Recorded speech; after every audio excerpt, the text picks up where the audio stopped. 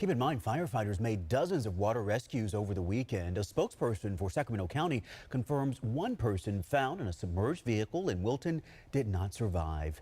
ABC 10's Bridget Buyorlo spoke to officials about how to stay safe in a flood zone with more wet conditions on the way.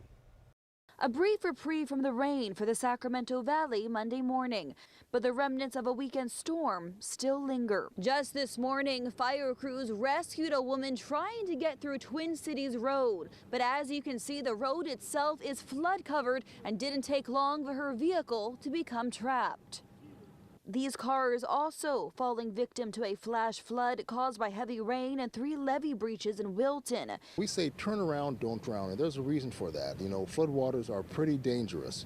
When you're driving through standing water, you don't know how deep it is, and you don't know how fast the water is moving. This area of Point Pleasant under a mandatory evacuation order as rushing water spills out of rivers and into neighborhoods. You have the Cosumnes and the McCollum River along with area tributaries coming in and flooding the area. And with more wet weather in the forecast this week, crews are standing ready for even more water rescues. When you have a situation like this, the fire departments are forced to use precious resources that could be used elsewhere to try and save a person when that whole situation could have been avoided by avoiding the floodwaters altogether.